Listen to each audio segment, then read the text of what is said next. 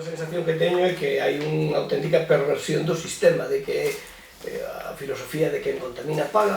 En principio, para eso, a priori, se puxeran os impostos de carácter medioambiental sobre a produción de enerxía, o eólico, agua encorada, etc., pois claro, ahora de golpe, por unha sentencia judicial, pero a sentencia judicial actúa sobre unha lei que evidentemente é a proba de que está mal feita ou de que está feita para defender determinados intereses, pois resulta que ten que trasladar esos impostos á tarifa que pagan os consumidores e entonces non é quen contamina paga, sino quen sufre a contaminación paga.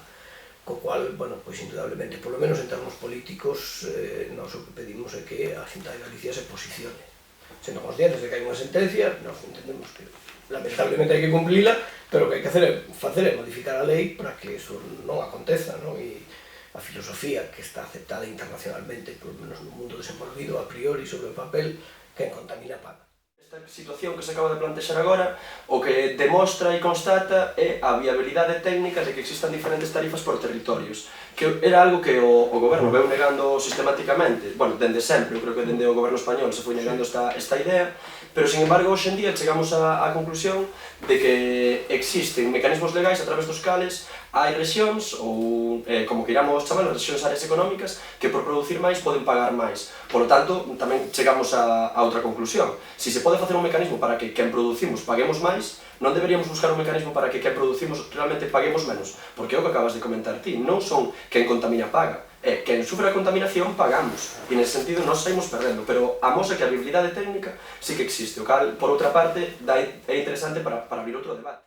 No tema este dos plans de electrificación, digamos, autonómicos, que efectivamente no caso de Galicia pois se meteu un montón de dinheiro autonómico público neles, pero eu teño a sensación de que foi prácticamente todas as comunidades autónomas, non sei se chamaban Mega ou se chamaban de outra maneira. Non, eran plans autonómicos, en outras houbo, pero o noso plan en particular era máis costoso pola distribución da poboación. E logo eu non vou aquí a facer de embaixador de Extremadura ou de Castela-A Mancha, pero é verdade que, hostias, dices ti que lle colocaron unha central nuclear, é un impacto medioambiental do copón, ou pode serlo. E en termos de risco, en termos de risco non pode defender as nucleares. Claro, en termos de risco. Pero refiro que hai unha diferencia bastante. Sí, en termos de contaminación inmediata, efectivamente, isto mellor sona así un pouco frívolo, porque non, pero bueno, frívolo, pero non é tanto.